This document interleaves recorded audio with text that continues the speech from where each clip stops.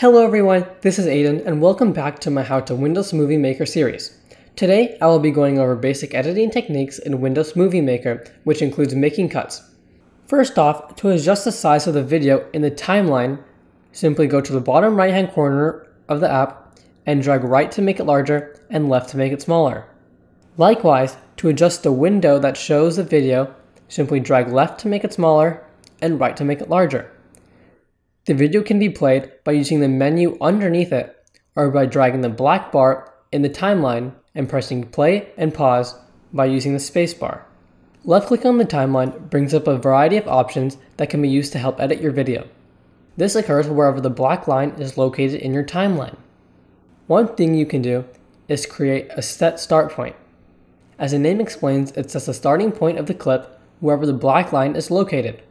Likewise, set ending point makes the ending point of the video wherever the black bar is located. One significant part of editing is using the split clip tool to create cuts in your videos. By right-clicking, you can create a split in your clip. You can drag your slider over and do it once more. Usually, you'll want to delete a clip of the video in the middle, so you'll right-click and click remove.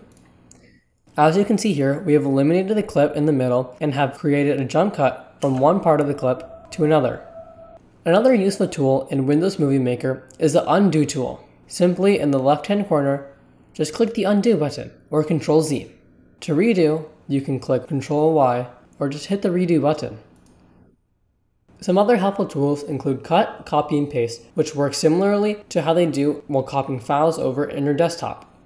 To add different things to your clip, you can use this tool to add different videos and photos, or use this to add music to your video.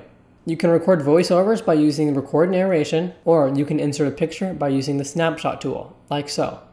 Finally, when you're done editing your video, in the Home tab, click Save Movie. You can create new settings, or you can use the ones that are preloaded. To create a custom setting, simply scroll down to the bottom and click Create Custom Setting. Here, I recommend choosing 1920 by 1080 with the frame rate of 60 frames, which is standard for most videos nowadays. After creating your export settings, simply export the video to whatever location you would like. And that is all for this video. Thank you guys for watching, and if you have any questions about this or another topic, just simply leave a comment. Please check my channel for some new tutorials in the near future, and thank you for watching, and I'll see you next time.